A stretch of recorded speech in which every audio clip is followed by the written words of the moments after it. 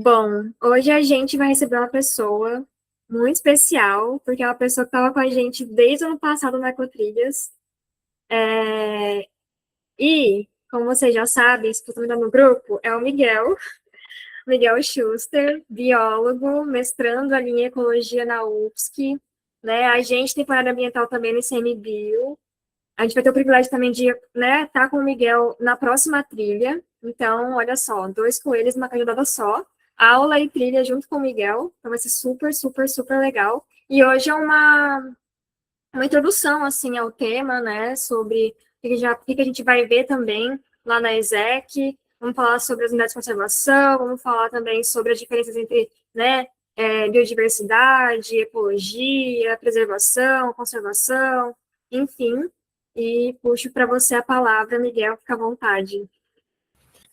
Beleza, obrigado, Luísa. Boa noite a todo mundo. Eu estou olhando aqui para o lado porque eu tenho dois monitores, e aí eu botei a minha apresentação aqui na frente e eu estou olhando para o lado, mas eu estou olhando para vocês. Primeiro, agradecer aí a presença de todo mundo e o convite e essa parceria aí com o Global Shapers. Ano passado foi muito legal a nossa atividade, eu fiquei muito feliz, muito realizado com tudo que aconteceu, e a gente combinou algumas coisas para esse ano. Não vamos fazer exatamente a mesma coisa e viemos com uma proposta um pouco diferente. Ano passado ia ser foi uma coisa mais ativa, né? A trilha foi uma ação, né, de restauração ambiental.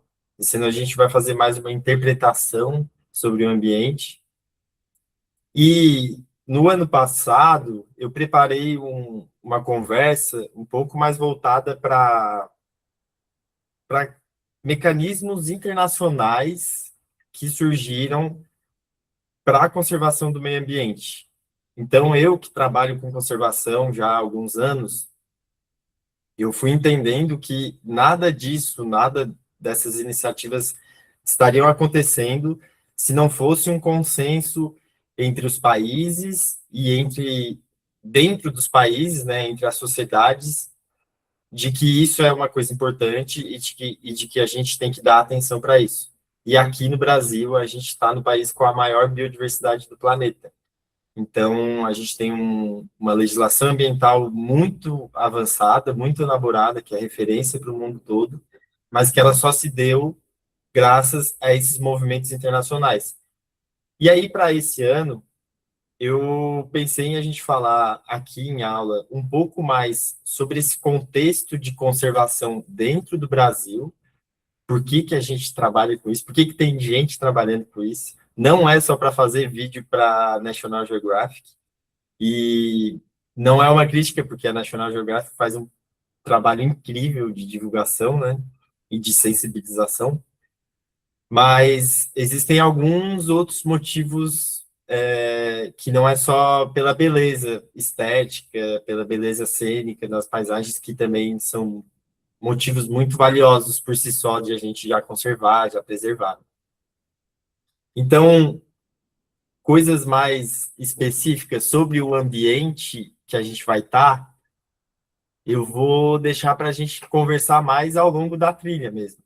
Então, o que já surgiu e o que surgir ao longo dessa conversa de curiosidade, de dúvida, de interesse, muita coisa a gente vai poder estar conversando lá, vai ser muito legal isso. E também eu deixo aberto para a gente trocar essa ideia aqui. A ideia da aula é dar um contexto e quando a gente estiver lá, a gente vai estar entendendo muito bem o porquê que existe a estação ecológica e lá a gente vai entender melhor como que é a ação dela, né? Quais os propósitos finalísticos da estação ecológica em si, né? Só que aí eu quero também trocar uma ideia, que eu gosto de conversar. Eu sou catarinense do litoral, então a gente gosta muito de conversar. Então, em qualquer momento que alguém tiver uma dúvida ou uma curiosidade, pode ser um pouco transversal ao que eu vou estar falando no momento, mas eu sou super aberto para a gente parar e falar sobre aquilo e ver como que aquilo se dialoga com o que a gente está falando ou com o que a gente vai falar na trilha. Então, a proposta é de que a gente tenha uma conversa aqui. Eu vou estar apresentando algumas coisas, mas se não quiser falar no microfone, quiser mandar mensagem no chat, aí eu peço a ajuda da Luísa aí, pessoal, caso tenha alguma coisa.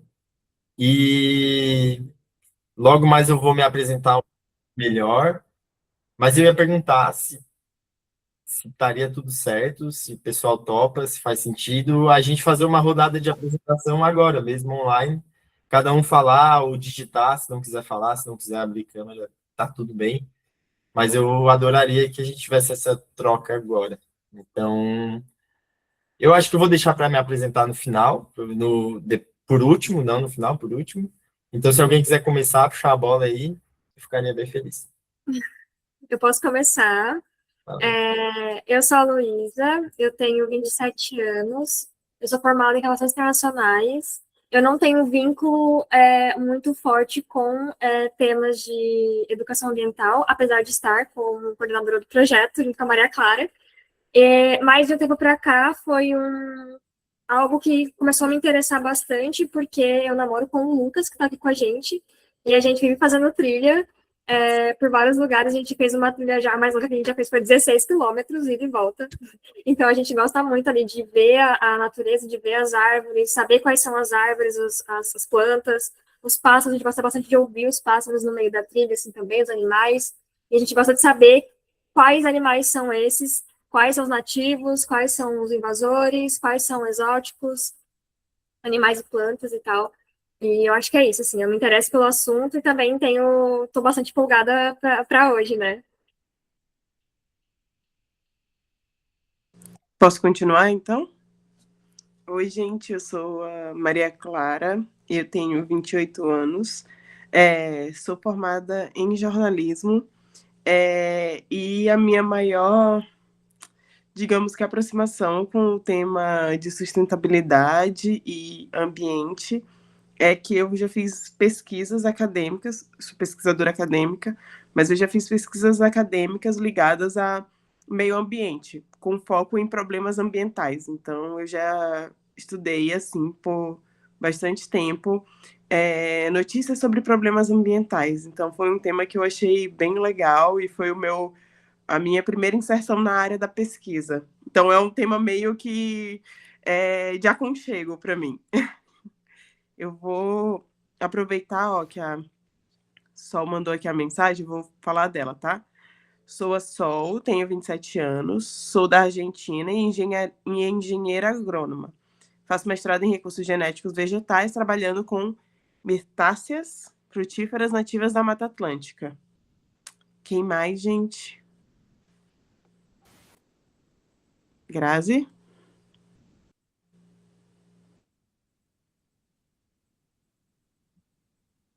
Tá mutada, Grazi, não estamos te ouvindo.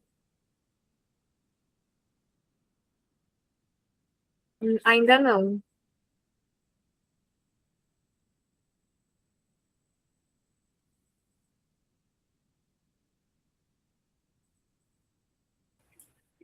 É alguma coisa do teu microfone, porque ele tá ativado.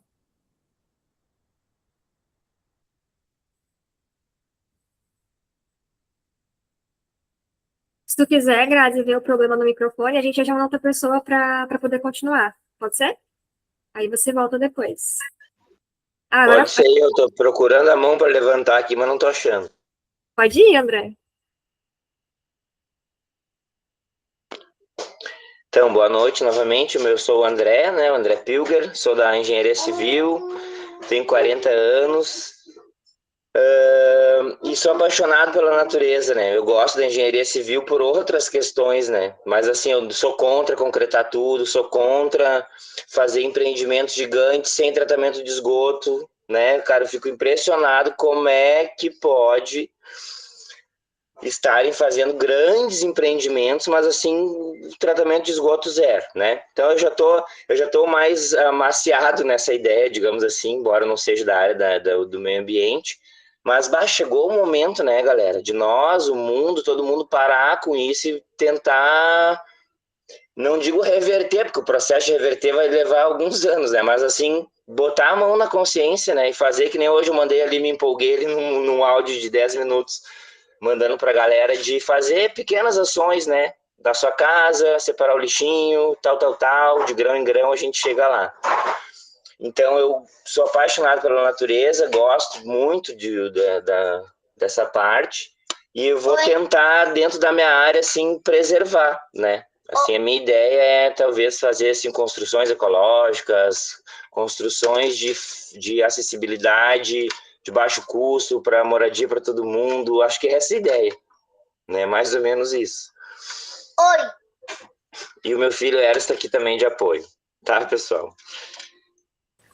Mas eu vou anotar bastante perguntas para fazer durante e lá durante domingo também. Legal.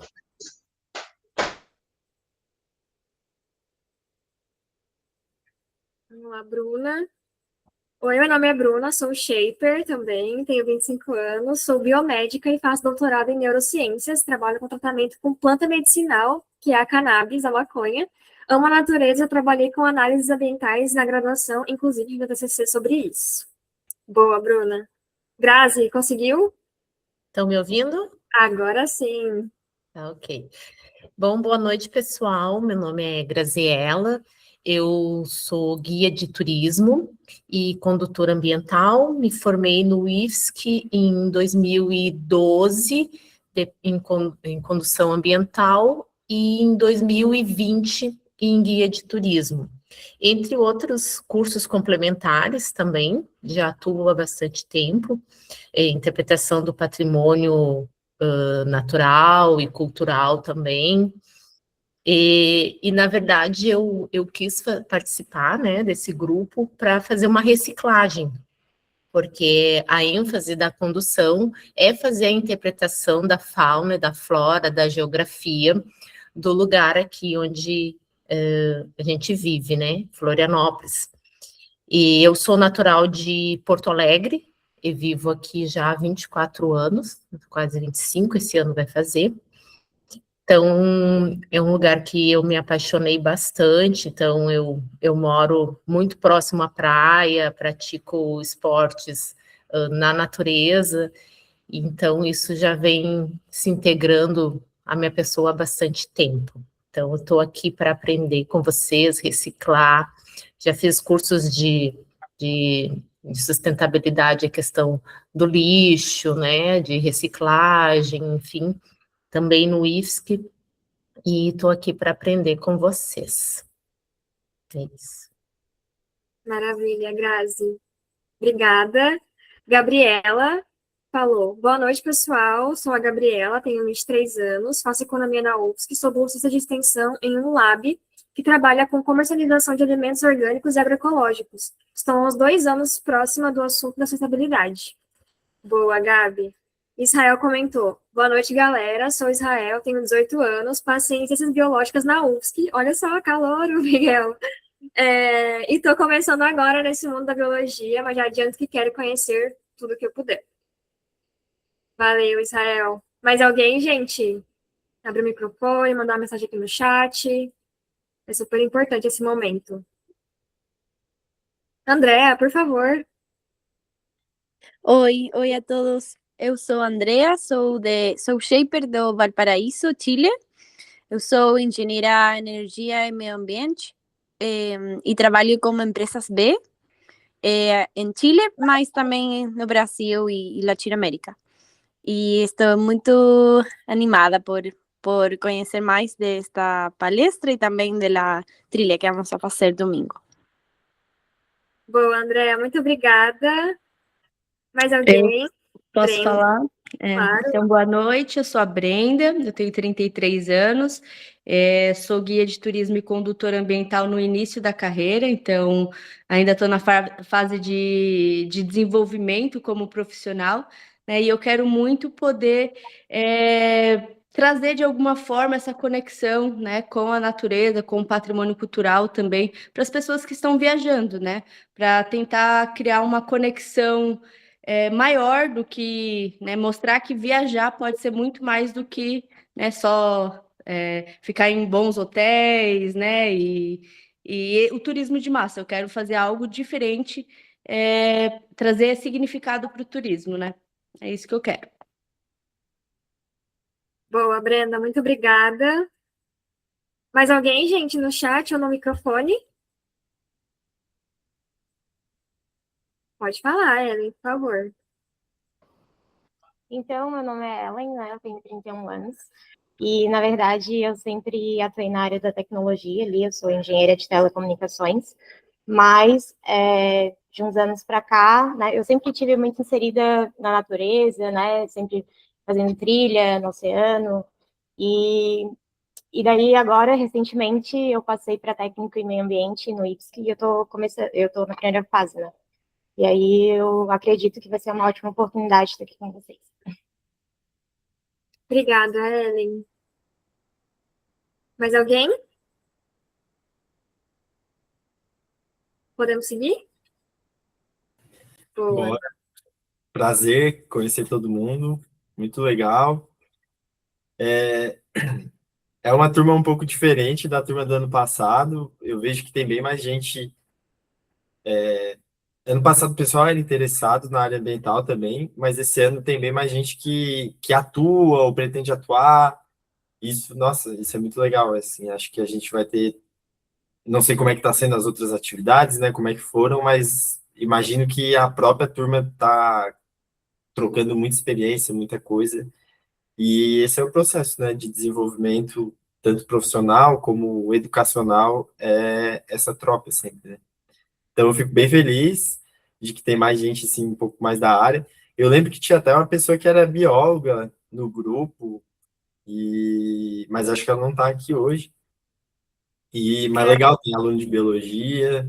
O André, que é engenheiro civil, mas eu fiz uma matéria na minha graduação de planejamento ambiental e urbano na arquitetura e tinha várias pessoas da engenharia civil que estavam lá também, pessoas da pós-graduação e tal, que estavam interessados em trabalhar de uma forma mais, enfim, mais consciente quanto ao meio ambiente.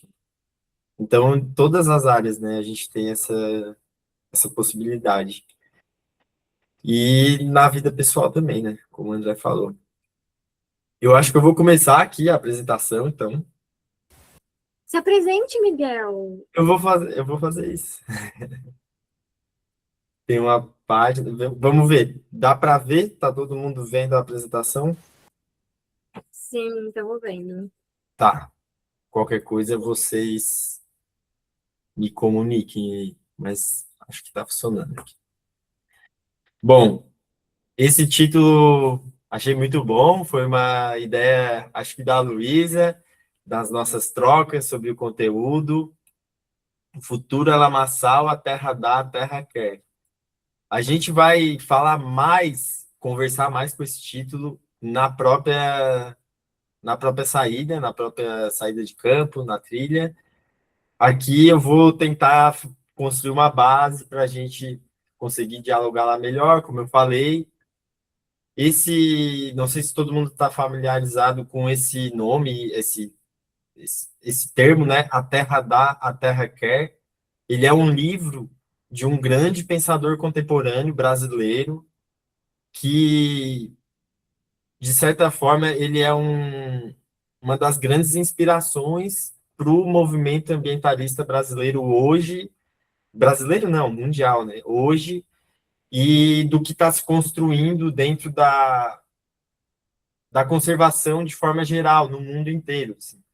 Ele é o Antônio Bispo, ou Nego Bispo, ele é um quilombola que faleceu recentemente, mas como algumas outras lideranças de comunidades tradicionais, ele vem propondo uma relação com a natureza diferente da ideia de conservação clássica que a gente conhece, né?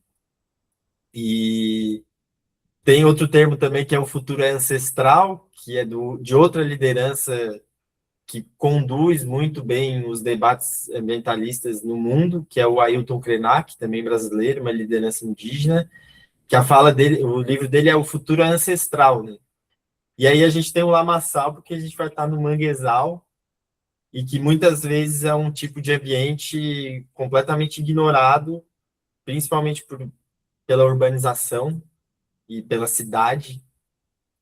Tem muita gente muitos povos tradicionais que dialogam muito e vivem nesse tipo de ambiente, mas como Chico Science, Nação Zumbi, já falava nos anos 90 em Recife, né, sobre como a cidade ignorou completamente a existência dos manguezais ali.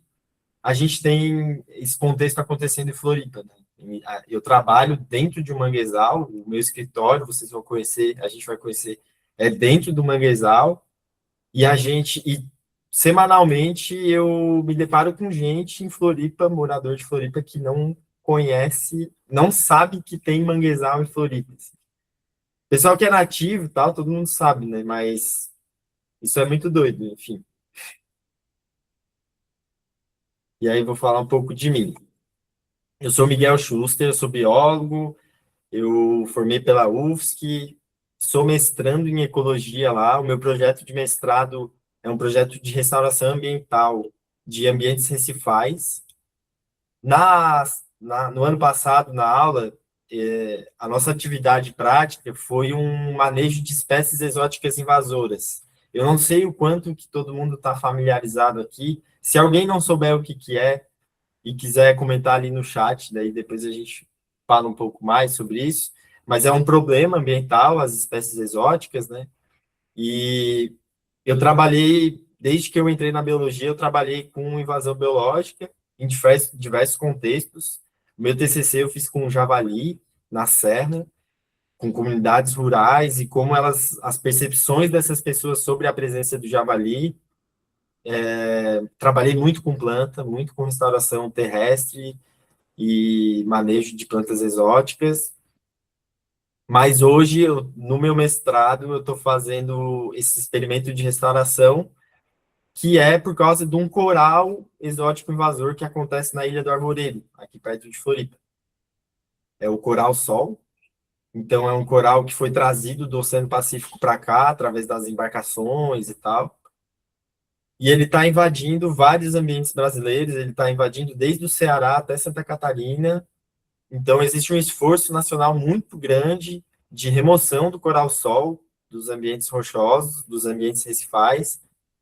Mas agora o que eu estou fazendo é tentar entender como que, depois que a gente faz esse esforço de remover ele, como que ele se regenera ali, e se vale a pena a gente tentar ajudar as espécies nativas a se regenerarem antes dele voltar, depois que a gente tira eles.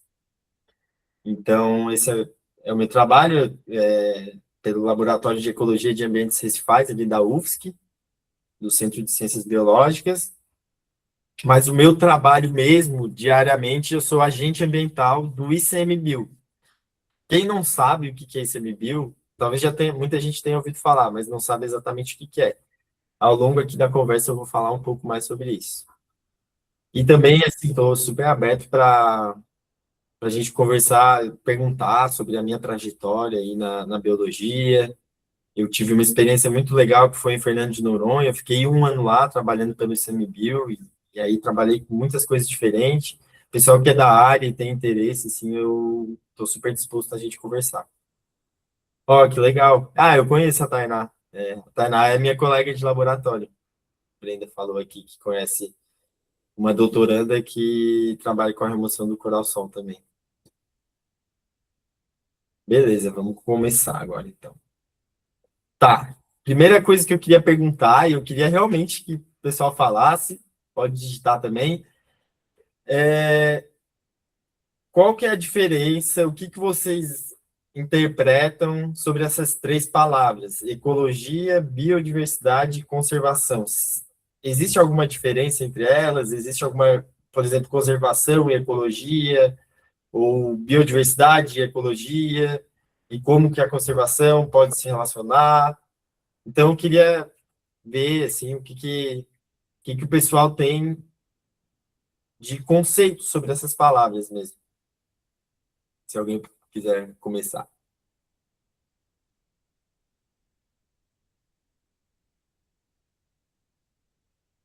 Vou aproveitar e tomar minha aguinha aqui enquanto isso. Bom, se eu não estou equivocada, ecologia é o estudo, né, do meio ambiente como um todo, biodiversidade é a relação dos diversos seres, né, do ambiente, e a conservação está relacionada a isso, formas que a gente pode preservar o que ainda nos resta, né? É isso aí, Belém. Muito bem.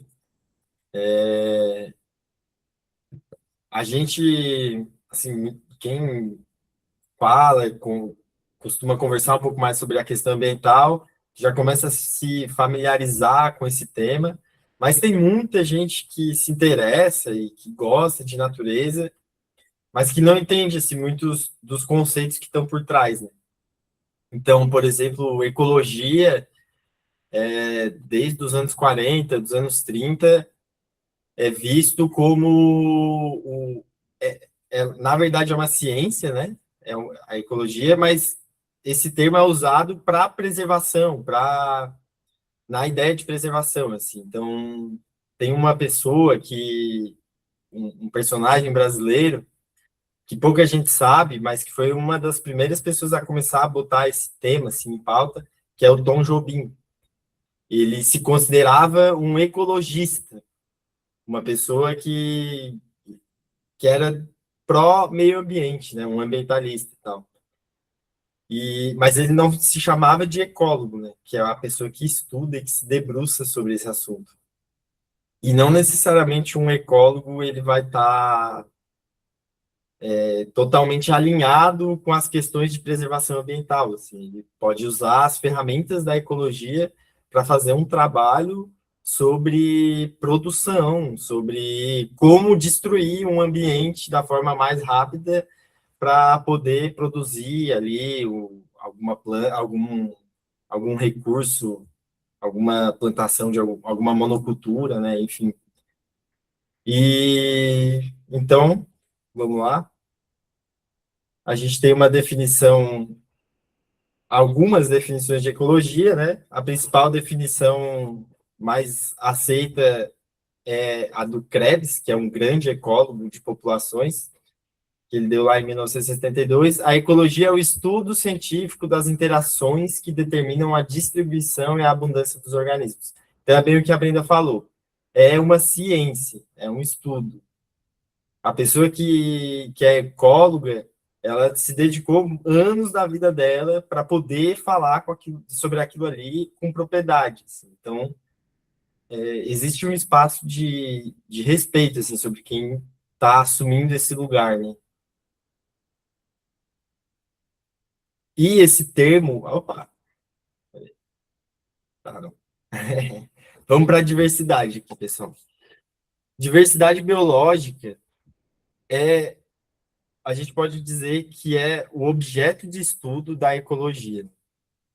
A ecologia ela vai estudar a diversidade e como essa diversidade se relaciona também com o ambiente físico, o ambiente que não é vivo, né?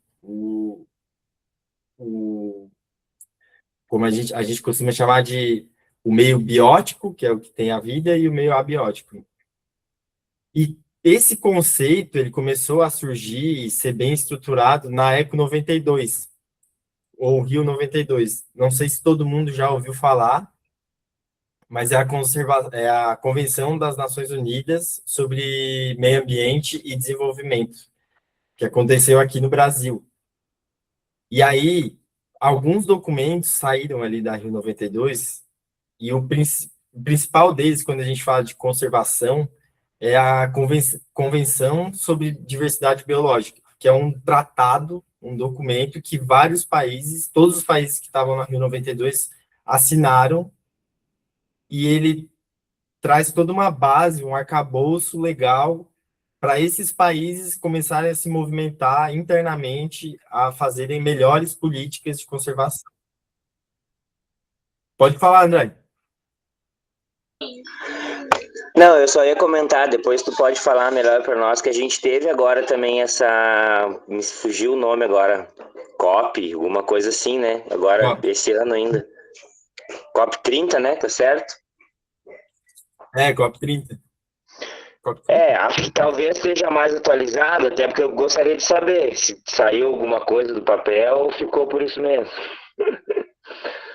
A COP, ela é ainda um eco da Rio 92, que vem acontecendo desde então, assim, que depois da Rio 92 a gente começou a dar muito mais atenção, eu digo sociedade global. E existem várias COPs, existem várias categorias de COPs. Tem a COP sobre biodiversidade, tem a COP sobre ambientes aquáticos, sobre água, assim, principalmente, né? E a gente tem a COP sobre mudanças climáticas. A COP que aconteceu no Brasil, a COP 25, é COP 25, eu acho, né? Aconteceu aqui, foi a COP sobre mudanças climáticas, mas no mesmo ano estava acontecendo lá no Oriente Médio uma COP sobre biodiversidade e tal. Acontece que tudo isso converge para as mudanças climáticas e para a emergência global, né? A crise da biodiversidade, ela também é um dos fatores da crise climática e da emergência global, né? Então, a gente acaba dando muito mais atenção, muito mais relevância para as decisões que são tomadas na COP. Agora, sobre os efeitos da COP, é difícil falar, assim, mas quando a gente está falando de política ambiental, só o fato de estar existindo esse movimento, uma COP está acontecendo, e isso ser midiaticamente muito, dado muita atenção midiática para isso já vai acabar ressoando de alguma forma positiva em algum sentido, né? Pode falar, Liz. Não, eu só levantei a mão para explicar o que é COP, né? Porque você já falou um pouco mais sobre isso, mas a Conferência das Partes, gente, é Conference of the Parties, né? Onde os grandes líderes mundiais se reúnem numa cúpula para decidir dessas são das cidades mais importantes do mundo, assim. Então, a galera da sociedade civil também pode participar, né? Se inscrever, e ser contemplado ali com o ingresso, né? Claro que o custeio das coisas são todas pela pessoa mesmo, mas é uma oportunidade da galera também poder se engajar nessas questões e poder decidir, junto com esses líderes, o futuro do planeta. Tanto é que em 2015, né, os Estados Unidos ele assinou ali a Conferência de Paris, né, o Acordo de Paris, e depois ele saiu ali em 2024, se eu não me engano, né, que foi na COP de Glasgow, ou foi na COP, na última no Azerbaijão, Dubai, não estou lembrada agora onde foi. Mas, e aí eu acho que foi, e acho que é isso, gente, assim, ó, a gente traz uns elementos também meio internacionais, né, então se tiverem dúvidas sobre isso, manda no chat também, que a gente vai respondendo.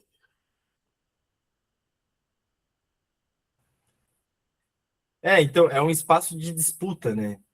Quando a gente fala de política, eu estou mais acostumado a esses espaços de disputa dentro da questão ambiental, mas todo espaço de política é um espaço de disputa, e ali está acontecendo esses debates de disputa, assim. A ideia é de que algumas decisões saiam dali, mas elas acabam não sendo coisas muito concretas, porque elas são num nível muito, muito difuso, assim, né? É um nível, as nações estão entrando em acordos e tal, mas aquilo pode subsidiar cada nação a tomar as suas políticas internas, né? E a Rio foi isso, a Rio 92 foi a principal, assim, das convenções sobre meio ambiente. E esse documento, a Convenção sobre Diversidade Biológica, ele traz algumas definições muito técnicas e que são muito importantes para o arcabouço legal de cada país para poder desenvolver políticas ambientais. E dali da convenção, saiu um conceito ideal, assim, de diversidade biológica, que é a variabilidade de organismos vivos de todas as origens, compreendendo, dentre outros, os ecossistemas terrestres, marinhos e outros ecossistemas aquáticos e os complexos ecológicos de que fazem parte. Compreende ainda a diversidade dentro de espécies, entre espécies e de ecossistemas. Então, essa é a definição de diversidade biológica, mas a gente tem que entender que a Convenção sobre diversidade biológica, ela se fundamenta em 3 grandes eixos, assim, que é a diversidade, né, a conservação da diversidade, a repartição justa dos bens que essa diversidade traz para a gente e a importância de como a gente vai lidar com isso para as gerações futuras, assim, né? Não é só conservar para hoje e é entender como esse processo vai acontecer ao longo do tempo, né? Alguém tinha levantado a mão, mas alguém tinha levantado?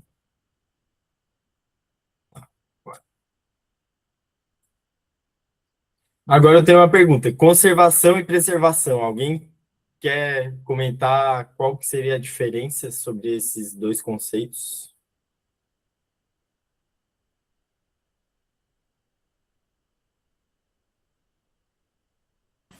Eu quero comentar.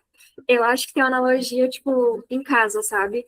Quando você conserva algo, tu tá cuidando daquilo para que aquilo não acabe, né? Por exemplo, eu vou usar um perfume, vou usar o mínimo possível para conservar ele ali o máximo possível, sabe? Tanto que ele puder durar.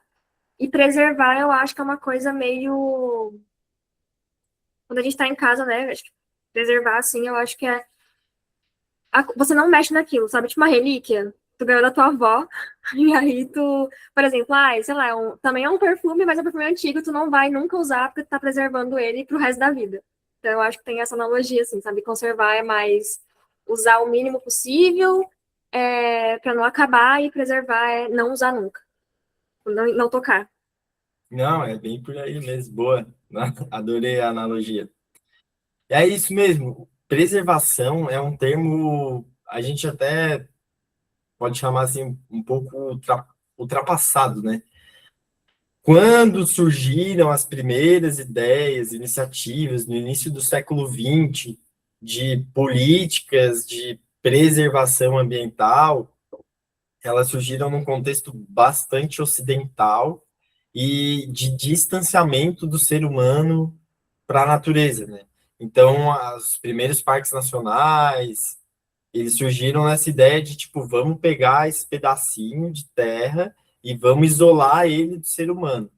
Até vamos usar ele para turismo, tal, para o bem-estar, mas é uma coisa que está isolada. A pessoa sai da cidade, vai até lá, contempla e tal, e volta para o seu ambiente, assim, para a cidade.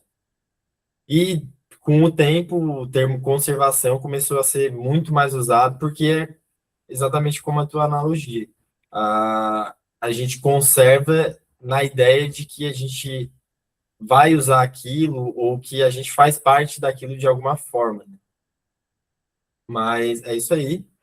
A gente tem uma definição de conservação numa lei brasileira, que eu vou falar um pouco mais depois, muito importante, que é a lei do Sistema Nacional de Unidades de Conservação. Na Convenção sobre Diversidade Biológica, eles tiveram essa escolha de não definir exatamente conservação, mas de subsidiar essas definições para que cada país fizesse a sua própria definição, né? Então, aqui no Brasil, é o manejo do uso humano da natureza, compreendendo a preservação, também está ali dentro, a manutenção e a utilização sustentável, a restauração e a recuperação do ambiente natural, para que possa produzir o maior benefício em bases sustentáveis às atuais gerações, mantendo seu potencial de satisfazer as necessidades e aspirações das gerações futuras, e garantindo a sobrevivência dos seres vivos em geral. Vamos seguir. Então, aqui eu trouxe alguns outros conceitos, que todos eles se relacionam a esses 3 termos. Eu tinha elaborado uma nuvem em que cada conceito estaria um pouco mais relacionado, talvez, à ecologia, mas estava ali entre biodiversidade, conservação e tal. Mas, de certa forma, todos eles estão relacionados a todos os conceitos, né? Todos esses pequenas palavras estão relacionadas a esses grandes conceitos. Então, quando a gente está falando dessas 3 coisas, a gente está falando de diversidade taxonômica, a gente está falando de uso sustentável, a gente está falando de meio ambiente, manejo, enfim, diversidade genética, que é uma coisa muito importante, né, para o conceito de biodiversidade, porque a biodiversidade não é só o número de espécies, mas como uma espécie só mantém a sua população e mantém o seu fluxo genético e como isso também é um patrimônio, né, para cada nação, para cada comunidade humana que vive daquele recurso genético. E aí tem uma palavra que é bem especial, que a gente tem usado muito hoje, que é serviços ecossistêmicos. Então, a gente conserva muito por conta desses serviços. Não sei se todo mundo já ouviu falar, mas a Amazônia, antigamente se falava que ela era o pulmão do mundo, né?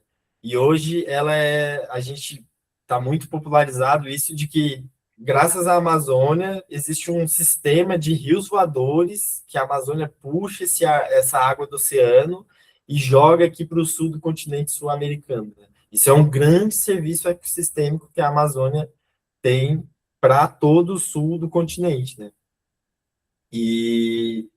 Só que esse termo, de certa forma, ele tenta capitalizar um pouco. As pessoas estão, nos últimos 15 anos, estavam tentando muito capitalizar o serviço ecossistêmico. Então, quanto que a gente ganha em dinheiro por conservar tal área? E é muito difícil definir isso.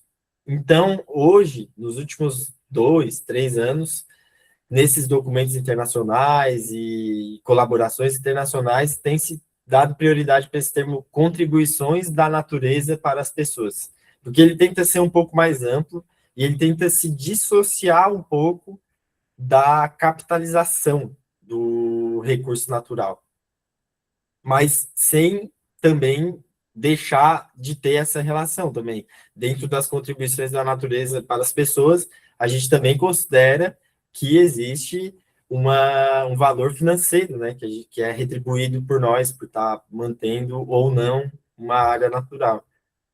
Oi, pode falar. Oi.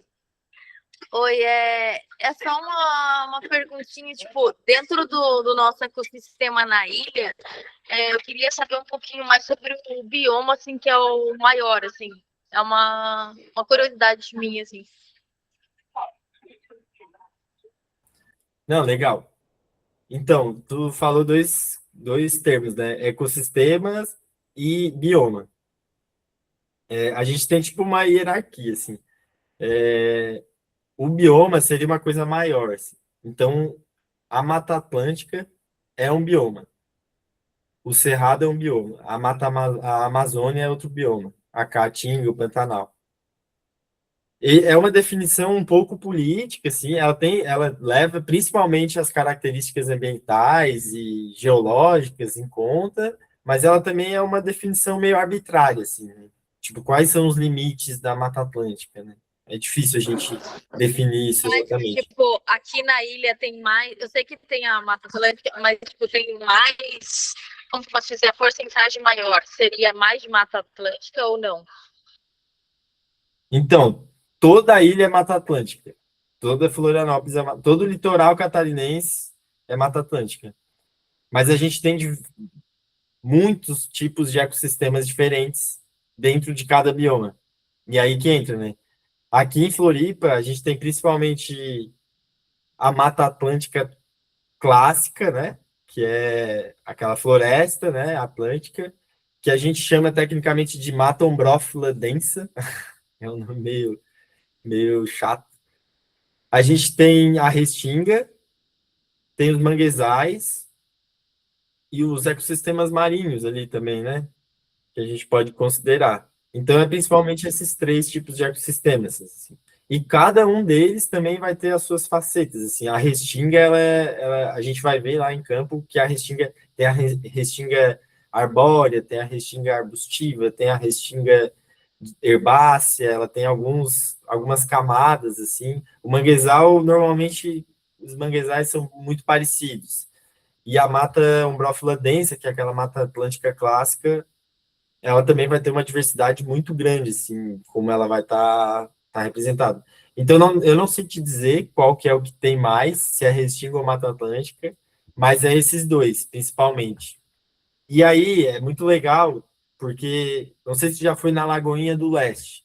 Eu acho que a Lagoinha do Leste é tipo muito didática aquela trilha, a trilha clássica saindo do Pantanal. Porque tu tá indo para a praia, tu tá subindo a trilha, tu tá num ambiente de Mata Atlântica clássico, assim. Aquelas árvores grandes, aquela umidade, o sol entra pouco ali, tu não tem muito vento. Quando tu chega lá em cima do morro, fica um pouco aberto, né, porque é mais exposto, e quando tu começa a descer o morro, vira uma vegetação de restinga. As duas são parecidas, mas se tu parar para observar, tu vai ver que tem muita diferença, porque a restinga ela já é uma vegetação que está acostumada ao intemperismo, do vento marinho que bate ali, cheio de sal, que tem muito mais sol, né? O solo é muito mais arenoso, tem muito menos nutriente. Então, normalmente, em muitos lugares da ilha, tu consegue ver isso, assim. O morro que Não, é protegido pelo vento.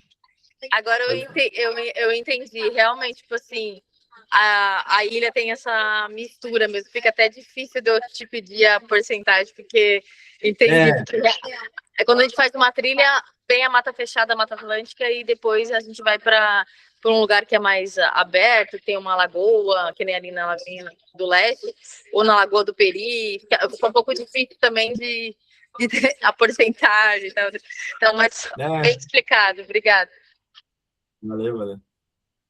Pode falar, Ellen.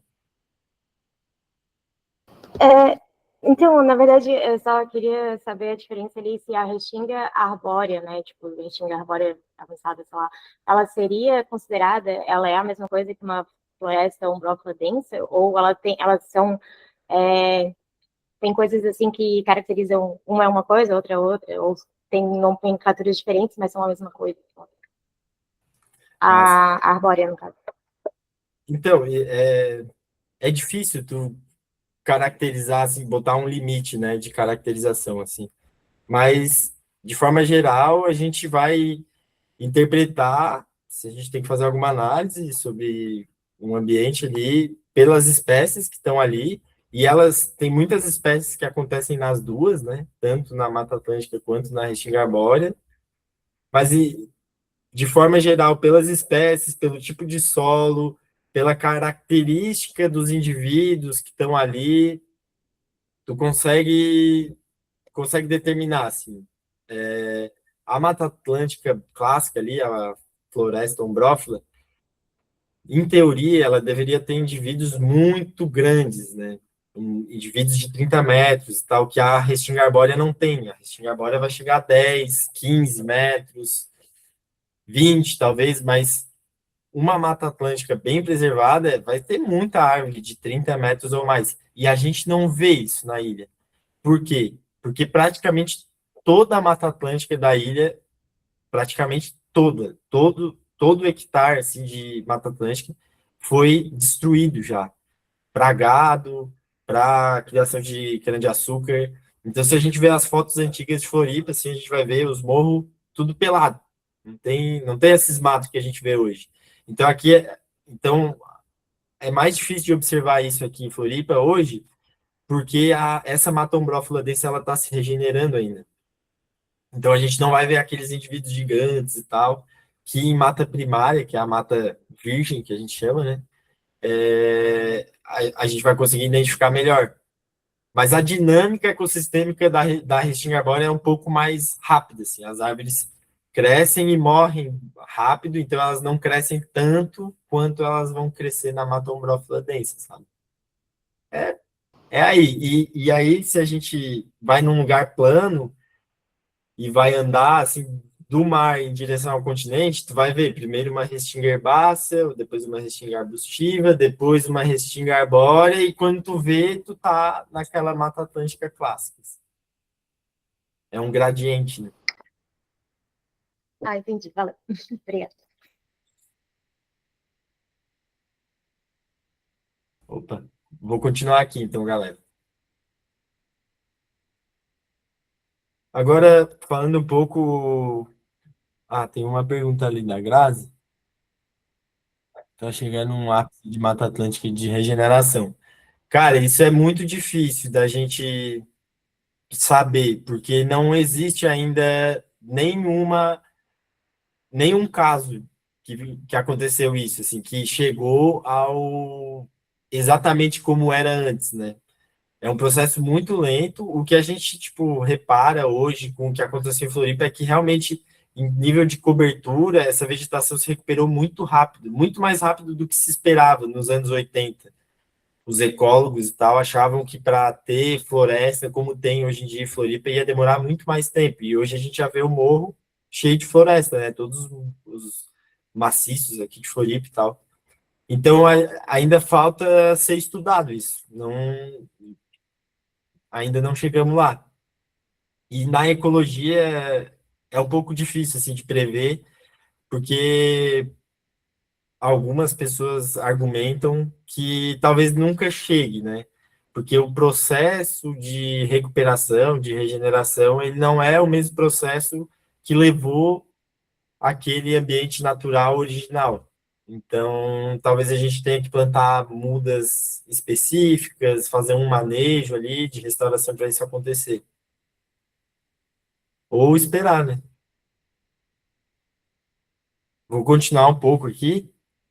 E aí, daqui a pouco, eu vou parar um pouco, vou parar de novo para a gente trocar mais uma ideia. Tá, a política ambiental do Brasil e a conservação.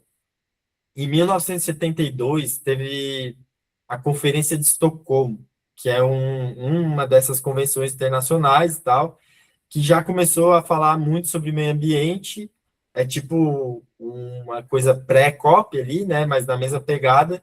E lá em 72 surgiu o conceito, não a palavra ainda, não o termo, mas a ideia de desenvolvimento sustentável. Então, os países, na época, eles estavam muito preocupados em começar a trabalhar mais esse tema, assim, do desenvolvimento sustentável, porque os grandes impactos ambientais começaram a se mostrar ali naquela época pela primeira vez.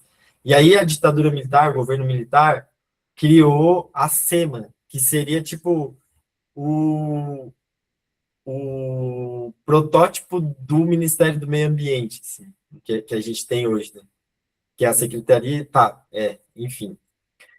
E o governo militar fez isso muito por uma pressão, assim, eu acho que na época existia aquela intenção do governo militar de se mostrar o Brasil como um país desenvolvido aos olhos do mundo e tal, até para manter, né, esse regime. Então, eles acataram um pouco essa política ambiental que estava um pouco na moda, assim, na época, esse tipo de desenvolvimento. E aí também teve muita pressão de ambientalistas brasileiros, principalmente de cientistas e algumas pessoas bem articuladas pela Política Nacional do Meio Ambiente, que é uma primeira legislação assim robusta que botou aqui no Brasil alguns conceitos que hoje novas legislações já trazem eles de forma mais aprofundada, que é o licenciamento ambiental. Para alguém fazer qualquer tipo de empreendimento tem que ter uma licença ambiental. Os estudos de impacto ambiental e os relatórios de impacto do meio ambiente, que é o tal do EIA-RIMA, que hoje em dia grandes obras, grandes empreendimentos têm que ter um EIA-RIMA, que são análises muito detalhadas e tal, para serem aprovadas pelos órgãos ambientais. O zoneamento ambiental, tanto do Brasil de forma geral, como dos municípios. Então, o plano diretor ele é muito baseado no que a Política Nacional do Meio Ambiente instituiu, de zoneamento ambiental, e qualidade ambiental. Principalmente, a qualidade ambiental veio por uma pressão da qualidade dos corpos hídricos. A gente tinha ali em São Paulo alguns rios com a industrialização que estavam num estado horrível, assim, nessa época de poluição, e algumas crises sanitárias estavam acontecendo no interior de São Paulo. Então, na verdade, a principal pressão saiu daí, né, para a criação dessa legislação. E também foi instituído o SISNAMA, que é o Sistema Nacional do Meio Ambiente, um protótipo dele também, que mais tarde, mais na frente, eu vou falar o que é o SISNAMA hoje em dia, né?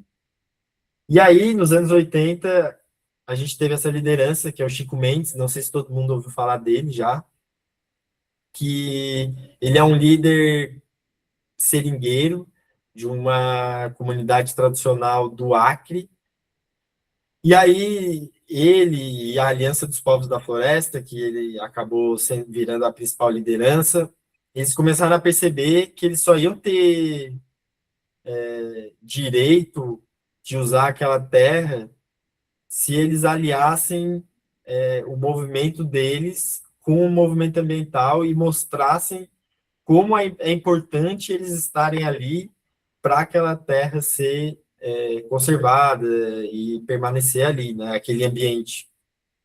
Então, aqui a gente já começa a ter, nos anos 80, um grande debate sobre a diferença entre preservação e uso sustentável, né?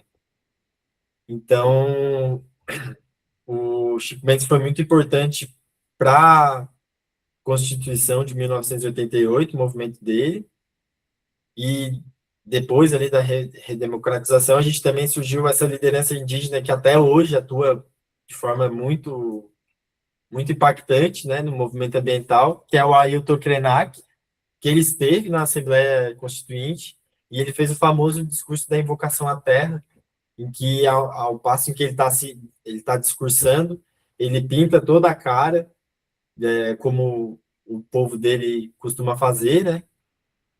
E é um discurso muito forte.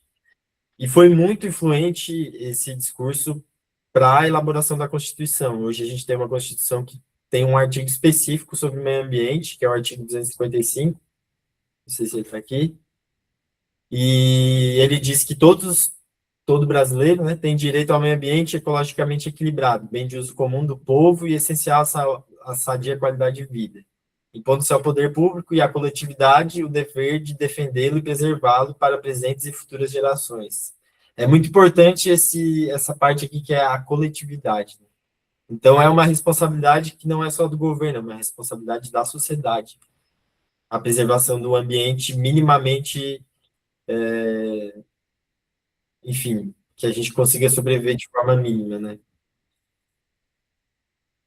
Então, eu recomendo muito, muito mesmo, quem não viu esse discurso, que veja, porque ele é muito forte, muito impactante, e faz a gente entender melhor, assim, como que ele teve influência sobre a Constituição. E um pouquinho depois, Chico Mendes foi assassinado brutalmente.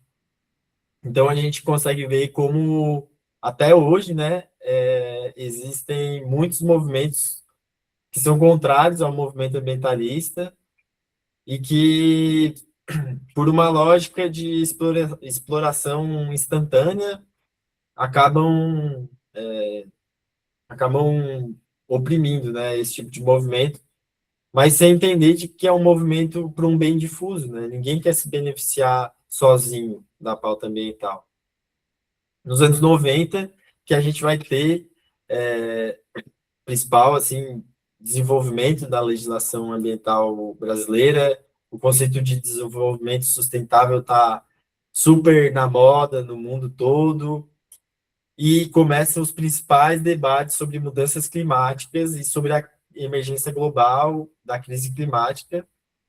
E, enfim, rolou a Eco 92, que a gente já conversou bastante sobre, e junto, atrelado ao conceito de mudanças climáticas, vem o conceito de crise da biodiversidade. Então, a gente está vivendo hoje, desde do pós-industrialização, uma crise da biodiversidade mundial. A gente tem muitas extinções, os processos evolutivos das espécies estão sendo interrompidos e a quantidade de habitat está diminuindo muito, muito, muito, muito. Então, a gente começa a ter todo esse movimento para equilibrar um pouco as coisas, né? Em 89 é criado o IBAMA. Eu não sei, eu sou dos anos 90 e, assim, para mim o IBAMA desde criancinha, assim, eu ouço falar do IBAMA, né? E hoje, às vezes, a gente recebe alunos de escola lá no instituto e eu vejo que, tipo, as crianças não sabem, assim, muito bem o que é o IBAMA e tal, nunca ouviu falar e tal. Eu acho que o IBAMA ele teve uma atuação muito forte, assim, nos anos 90 e no início dos anos 2000. Tava começando a surgir essa coisa de crime ambiental, de proteção e tal, e acabou ganhando uma atenção muito grande, assim, da mídia, né? Aí o Brasil ratifica a Convenção sobre Diversidade Biológica e cria a Lei de Crimes Ambientais, que é, assim, muito importante para a gente ter um controle, né, do que está sendo feito no Brasil, e o IBAMA passa a atuar nisso, assim, de forma bem, bem presente. E aí eu tenho um outro conceito aqui que eu queria perguntar para vocês, o que é uma área protegida? Alguém quer falar, quer tentar definir?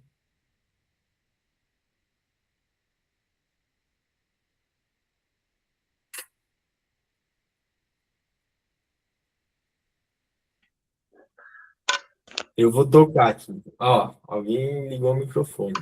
Não, eu ia falar, área protegida é assim, ó, tira o ser humano, área protegida 100%. É, faz sentido, faz sentido.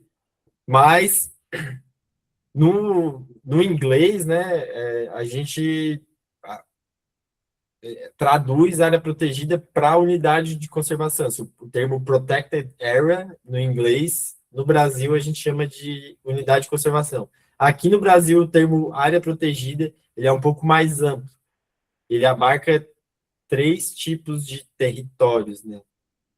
Que são as unidades de conservação, são as terras indígenas e quilombolas, e alguns outros tipos de territórios de comunidades tradicionais, e as áreas de preservação permanente e as reservas legais. As APPs e as reservas legais, elas são áreas dentro de propriedades particulares, assim, que não é necessariamente um território específico. Então, no Código Florestal Brasileiro, a gente tem uma lista de definições do que são APPs, do que são as áreas de preservação permanente. Então, é nascente de água, encosta de morro, e aí existem várias coisas que podem caracterizar uma APP, e independentemente de onde isso esteja,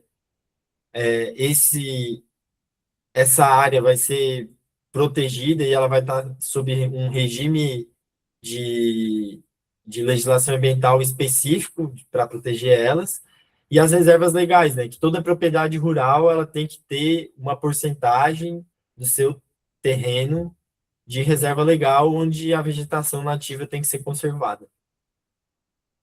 A gente tem as terras indígenas e quilombolas, que são áreas que são consideradas áreas protegidas no conceito, no ponto de vista ambiental também, e as unidades de conservação, que são territórios específicos criados por legislação específica, por uma lei ou por um decreto, com o objetivo de conservação. Nos anos 2000, a gente vai ter mais avanços, né, ambientais, mas a gente vai ter a principal lei de conservação da natureza no Brasil, que é a Lei do Sistema Nacional de Unidades de Conservação, que traz vários conceitos, eu falei ali no início da aula, né, que ela traz o conceito de conservação, e aí a gente vai criar, né, aqui no Brasil, 2 tipos de unidades de conservação, que são as unidades de proteção integral, que elas estão mais ligadas à ideia de preservação, de isolar aquela área, né, e as unidades de uso sustentável. Ali onde a gente vai domingo, a gente vai para uma unidade de proteção integral, que é a Estação Ecológica, uma ESEC, Estação Ecológica de Carijós. Cada categoria, cada tipo de unidade, ela vai ter suas especificações, assim, né? Aqui em Floripa, a gente tem praticamente todas. Depois a gente vai ver num mapa ali e eu vou falar sobre algumas, né? E também a gente vai ter unidades de uso sustentável para diferentes fins. A gente tem as florestas nacionais, as reservas extrativistas, reserva de fauna, que não existe nenhuma, mas existe essa categoria. Área de proteção ambiental, né? Aqui a gente tem, no sul do estado, a área de proteção ambiental da baleia franca, que hoje no Congresso Nacional existe um debate para tentar extinguir ela. E a gente tem as RPPNs, não sei se alguém já falou, essa sigla significa Reserva Particular do Patrimônio Natural. Então, as RPPNs, elas são uma iniciativa privada que alguém ou uma instituição decide usar parte de um terreno, de um território, para virar uma unidade de conservação. E aí, junto ao governo federal, a pessoa homologa isso, e uma vez que isso é homologado, aquela área, ela nunca vai deixar de ser RPPN, é para sempre, é vitalício. Então, a propriedade continua sendo da pessoa, ou daquele CNPJ, mas vai virar uma RPPN e vai estar sob várias restrições de uso aquele espaço, né?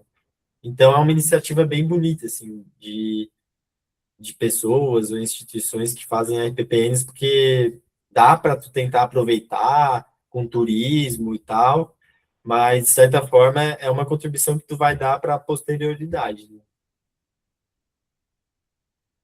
E aí, nos anos 2000, a gente vai ter a criação do ICMBio, que é o Instituto Chico Mendes de Conservação da Natureza, né?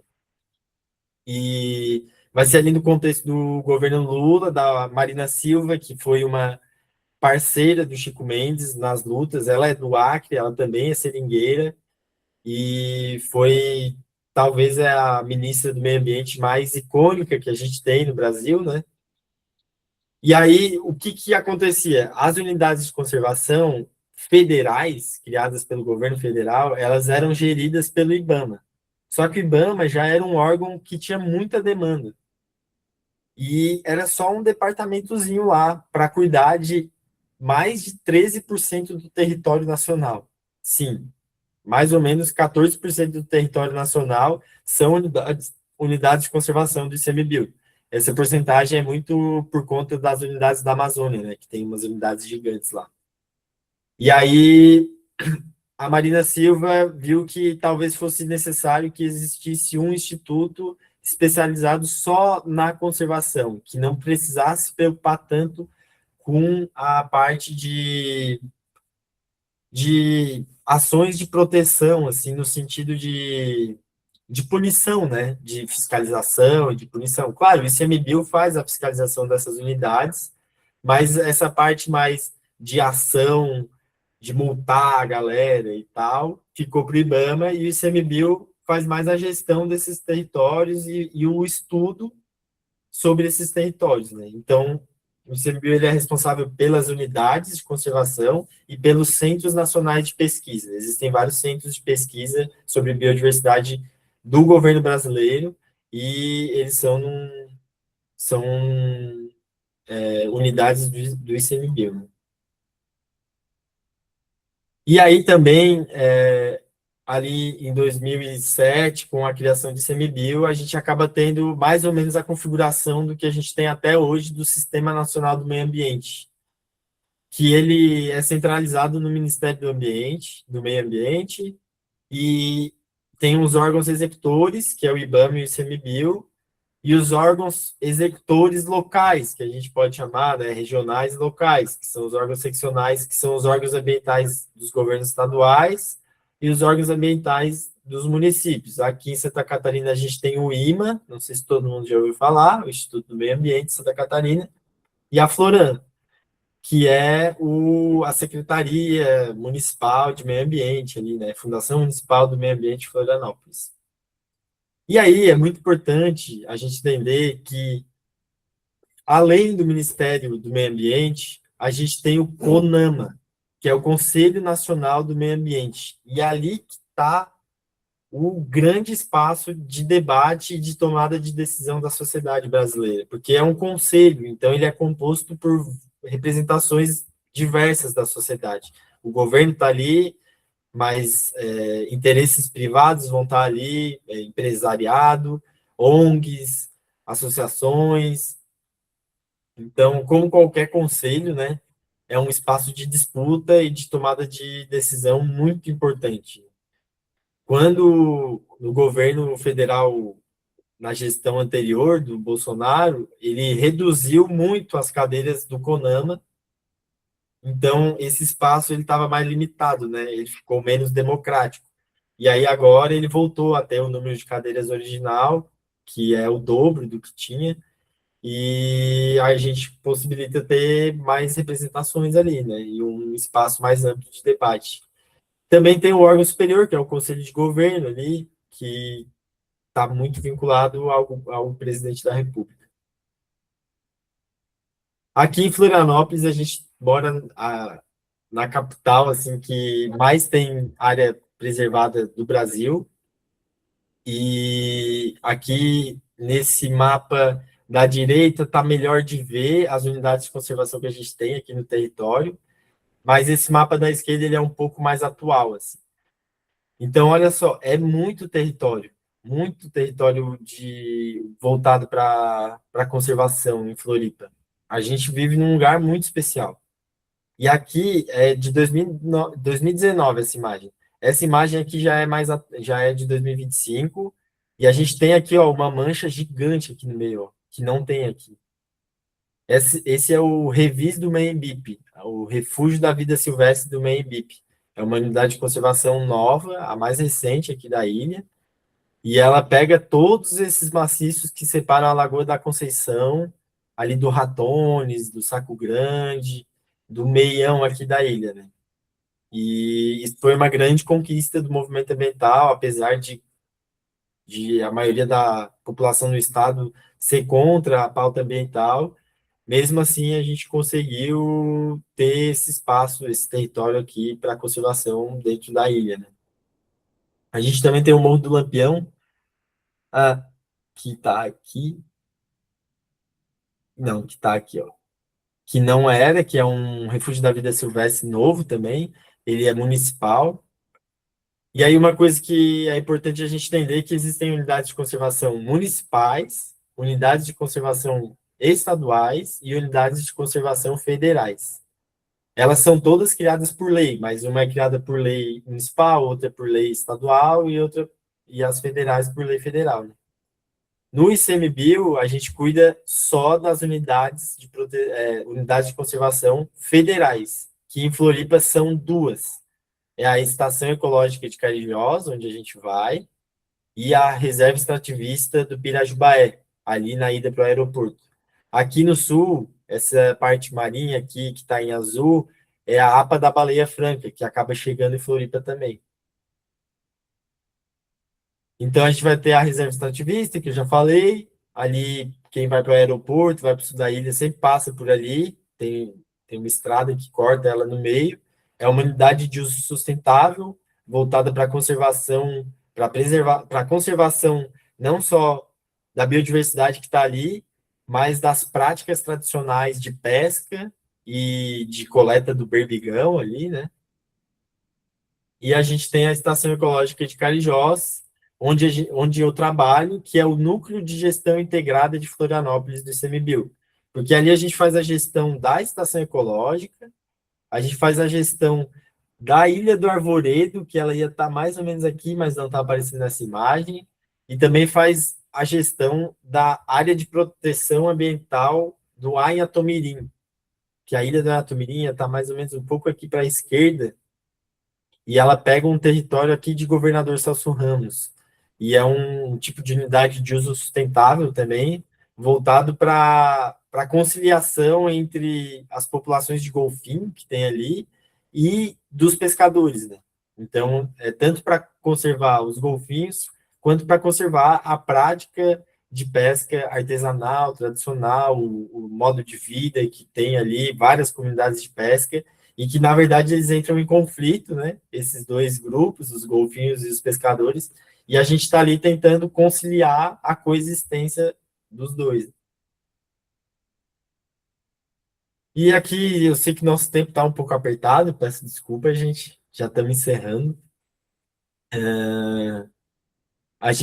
Eu vou compartilhar com vocês um pouco sobre alguns pensadores que estão mudando esse debate sobre conservação e sobre tomada de decisão e sobre políticas públicas no mundo todo, né? A gente tem o Ailton Krenak, que acho que todo mundo aqui conhece, já deve ter ouvido falar. Ele tem esses 2 livros incríveis, muito fáceis de ler, A Vida Não é Útil e Ideias para Adiar o Fim do Mundo. A gente tem o Nego Bispo, que ele traz alguns conceitos diferenciados, que eu falei lá no título da nossa conversa. Ele traz um conceito de cosmofobia. Então, essa sociedade ocidental e capitalista que se instituiu, ela tem um medo do cosmos, ela tem um medo da natureza, ela tenta se isolar, ela tenta se diferenciar da natureza. E aí ele vai contrapor isso com a ideia de biointeração, que não é só os quilombolas como ele que vivem dessa forma, interagindo e sendo parte integral da natureza, mas as comunidades indígenas e os povos tradicionais em vários lugares. Inclusive aqui em Florianópolis, a gente tem o caso da reserva extrativista do Pirajubaé, que a gente tem comunidades tradicionais de pescadores que vivem sobre essa premissa de biointeração, de não ter medo da natureza e de viver se sentindo parte dela, né? Ele traz essa ideia também de início, meio e início, de que as coisas são cíclicas e que a natureza é cíclica, e a sociedade ocidental costuma ver início, meio e fim. Até na ecologia, quando a gente fala de sucessão ecológica, o conceito que a gente aprende na escola é o de clímax, né? É o de que, tipo, a gente tem um ambiente que tem primeiro uns musgos, depois vai vir umas plantinhas menores, depois começa a aparecer umas árvores e tal, e a gente tem um clímax que é a floresta. Mas esse é um conceito totalmente ultrapassado, assim, dentro da ecologia hoje, porque a gente tem campos nativos, tem o cerrado, tem o Pantanal, que não é floresta, e que ele também já é por si só alguma coisa, né? Então, aqui na Serra Catarinense, por muitas décadas, as gestões ali das unidades de conservação achavam que a presença dos campos nativos era algo ruim e que tinha que plantar a árvore no campo nativo. Mas hoje a gente já entende que o campo é nativo. Então, a paisagem natural, ela é um mosaico, ela é composta de restinga herbácea, de restinga arbustiva, de mata atlântica, de manguezal, e todo esse debate mais, como é que a gente pode dizer, subjetivo sobre a ideia de natureza, ele acaba embasando a tomada de decisão e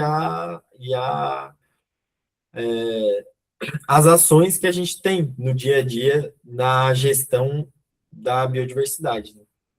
E também a gente tem alguns pensadores e filósofos fora do Brasil que não necessariamente são pessoas que trabalham diretamente com a temática do meio ambiente, mas eu particularmente gosto muito da Donna Haraway, não sei se todo mundo aqui já ouviu falar. Ela vai falar sobre feminismo e sobre o conceito de humanidade, né, na sociedade pós-contemporânea que a gente vive, e com a inteligência artificial e com os implantes e com a manipulação genética, o que é ser humano e o que não é. E ela também, por formação, ela é bióloga, zoóloga, então ela também é uma pessoa que vai pautar muito o fim da dicotomia entre humano e natureza, de que são coisas separadas. E o Bruno Latour também, que é um grande pensador sobre as mesmas questões de sociedade atual e contemporânea e sobre para onde a humanidade está se encaminhando, também vai bater bastante nessa tecla, né? E isso vai influenciar os debates sobre conservação no mundo todo. Eita, cliquei no livro. Pessoal, eu sei que a gente está passando do horário, vocês me dão mais 5 minutos, tudo bem? Boa, valeu. Certeza, Obrigado. até 10, 15 aí, tranquilamente. Valeu, Pode tocar a ficha aí, até finalizar o raciocínio, eu- que eu tenho mais uns 5 ainda de pergunta. Entendeu? Tô Quem brincando. quiser ficar conversando aqui, eu estou disposto a ficar também até a hora que a gente gastar tudo aqui, tudo que tem para conversar. Tem esse livro que é muito importante, que é O Mito Moderno da Natureza Intocada. Então, ele vai ser principal referência assim, para o conceito de criação de novas unidades de conservação. Então, hoje a gente está sempre pensando na conservação, sobre como inserir o ser humano dentro desse contexto, de não nos separar, porque daí fica muito fácil, né? A gente pega, isola um território, e lá é preservado, e aqui a gente faz o que a gente quiser. Não, não é bem assim. A gente, em qualquer lugar, a gente está interagindo com a natureza.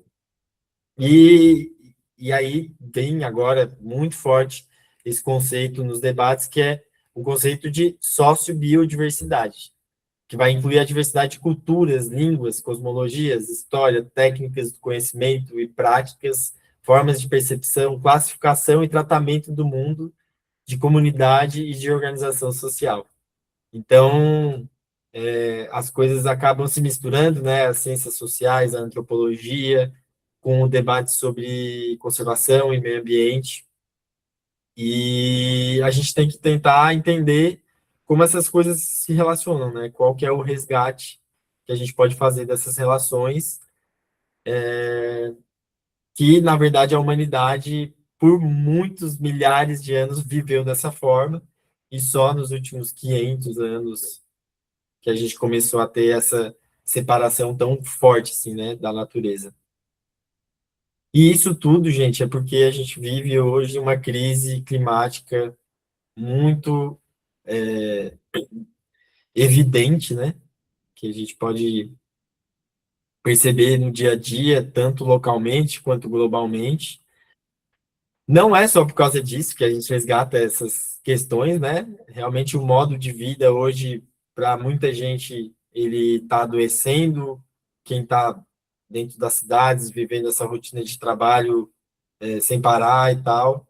Então, também é um tipo de busca, não só para mitigar esses impactos, para a gente continuar o modo de produção que tem hoje, mas para a gente tentar entender como humanidade o que, que a gente quer para a nossa vida, né? Para nossas relações, assim. Então, todos esses livros eu recomendo muito, assim, de ter, não para ler ele inteiro, mas de ter como uma referência em algum momento da vida que for participar de algum trabalho que envolva essas temáticas. A gente está ligado que hoje não é só preservar, hoje é integrar. E aí, galera, a gente vai para uma unidade de conservação de proteção integral. Então, é um tipo de unidade muito restritiva, assim, muito, as pessoas não podem ir lá, não podem fazer qualquer coisa lá, a gente só pode ter a permissão de vir alguém de fora lá, se é para um propósito de educação ambiental, e isso precisa ser muito dialogado com a gestão, para a gente poder fazer esse tipo de iniciativa lá, e isso, de certa forma, contrapõe com esses conceitos que eu estou mostrando atuais de conservação. Mas, tecnicamente, a gente tem que entender que ainda existem espaços e territórios que eles têm suas particularidades e que talvez eles precisem ser realmente protegidos de uma forma mais intensa.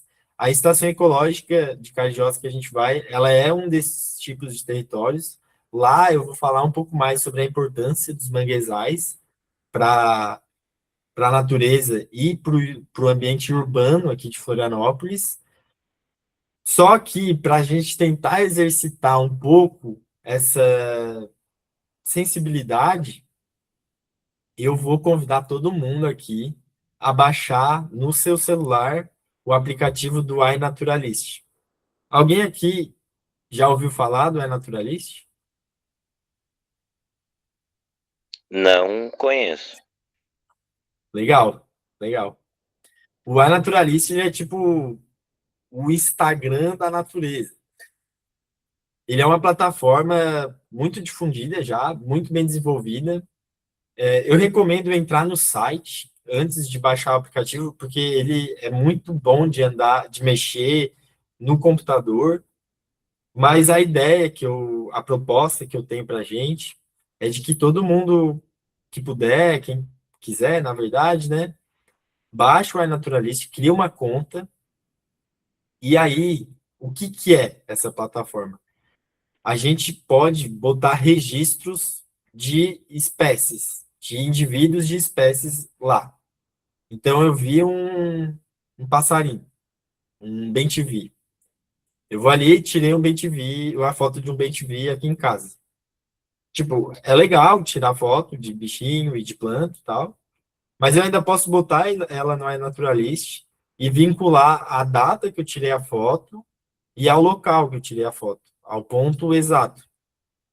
E isso vai ficar lá e vai ficar num banco de dados que qualquer pessoa pode ter acesso e que isso pode subsidiar muitos estudos de ecologia, de conservação, levantamentos, registros, não só de conservação, mas até de taxonomia, de uma ciência mais de base, né, sobre os seres vivos, assim.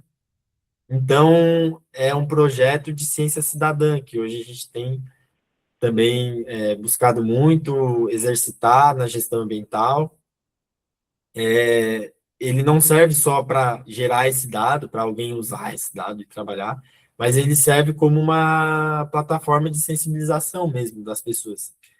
Esse tipo de prática surgiu principalmente com os observadores de aves, nos anos 80, anos 90, depois surgiu uma plataforma, o eBird, e aí foi criado o iNaturalist para abarcar todos os tipos de seres vivos. Então, o meu convite é de que a gente baixe o iNaturalist, leve para campo, opa, de novo cliquei no link. A gente baixa o iNaturalist, quem quiser, leve ele para campo, e aí a gente vai fazer alguns registros de espécies nas ECADIOS. Aqui eu peguei no site, eu peguei uma área que é mais ou menos a área da estação ecológica, tirei um print do que a gente tem hoje de observações no iNaturalist lá. A gente tem 166 observações de 123 espécies diferentes e 37 observadores. Então, eu vou achar bem legal a gente comparar depois que a gente fazer esses registros lá. E é muito legal porque a plataforma tu não precisa saber o que tu tá registrando ali. Tu pode só botar a foto e a própria comunidade vai lá e bate o martelo sobre o que é aquele, qual espécie é aquela, né? Para planta isso é muito legal, porque é muito mais difícil identificar planta do que animal, né? Então, se a planta não está no período de floração dela, muitas vezes fica quase impossível assim, de tu identificar ela. Então, se tu joga ali no iNaturalist, a própria comunidade vai debater e tal, e às vezes chega num nível, aqui tem não sei se dá para ver direito, tem um rótulozinho de que foi debatida esse registro e de que realmente é aquela espécie. Então, se for necessário usar isso para um dado científico, para uma tomada de decisão numa política pública, sabe-se que com certeza ali tem essa espécie, né? E aí isso pode gerar estudos de população, de ver se uma espécie está ameaçada ou não e tudo mais. Então, a minha proposta é essa. Quem quiser, não precisa ser todo mundo, a gente pode fazer os registros juntos, a gente pode lá no início da trilha definir, tipo, quantos registros diferentes a gente vai fazer, pelo menos 10 de planta, 10 de animal, e tem que ser tantas espécies diferentes de plantas e tal. E aí também, eu não trouxe aqui na apresentação, mas a gente tem alguns guias para nos embasar para fazer essas identificações. Depois eu vou compartilhar daí, depois da trilha, esses guias, que tem um guia de identificação de flora de Santa Catarina, da Restinga principalmente, e tem um guia de identificação de aves da estação ecológica. E aí a gente pode usar esses guias para tentar botar o nome das espécies do iNaturalist. Todo mundo de acordo? O que vocês acham? Beleza, galera. Bora baixar, hein? Bora baixar o Show de aplicativo. bola. E é isso. Muito obrigado. Desculpa por ter passado um pouco do tempo aqui. Eu me empolgo muito e, enfim, estou muito feliz de estar aqui. Obrigado a todos pela presença. Estou bem empolgado para domingo. A gente tem uma previsão de chuva muito baixa e se chover vai ser muito pouco. Então, eu acho que a gente tem que ir. Aí, alguns informes rápidos que eu já vou tentar adiantar aqui, mas a gente vai alinhando isso nos grupos, é que a ideia é a gente percorrer 2 locais da estação.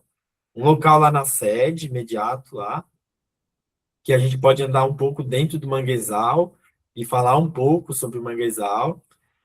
E aí a gente vai se sujar, tipo, com certeza. Então, quem tiver calçado bom, de borracha, ou um coturno mais forte, sim, de trabalho, EPI, pode levar para ir para o manguezal, mas também a maré vai estar bem seca, então vai estar de boa de andar. Então também tu pode levar um tênis velho, um calçado mais velho para caminhar ali na parte do manguezal e depois trocar por um tênis melhor de caminhada para a caminhada que a gente vai fazer maior, né? Que vai ser mais pela Restinga e a gente vai ver vários estratos de vegetação de Restinga, como a gente estava falando mais cedo. E queria saber se está todo mundo de acordo com essa ideia. Se Pô, é isso, se não souber exatamente qual calçado é, ou se o calçado que você tem é apropriado, pode me mandar uma mensagem no privado mesmo, no grupo, e a gente vai trocando essa ideia, eu falo se vale a pena, se não vale. Mas essa semana a gente teve uma visita de uma escolinha, foi as crianças de 9 anos lá, e a gente levou elas para andar no manguezal. E aí a maré estava bem cheia, assim, estava super molhada, assim. E as crianças adoraram, assim, tipo, algumas foram de botinha e tal, mas muitas foram de tênis, o tênis que vai para a escola, chuteira, e elas pisaram lá e adoraram, né? Adoraram. Algumas ficaram com medo, né, por causa do cheiro e tal, coisa diferente, mas depois que começaram a andar lá na lama, elas se entregaram totalmente. Sem calçado pode, mas eu não recomendo porque tem muito galho. Então, acho que é melhor levar um tênis velho, se tiver.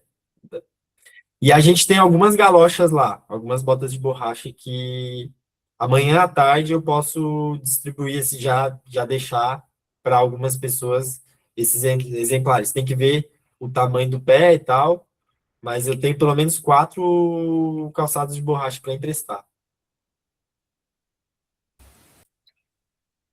Alguém tem mais alguma pergunta?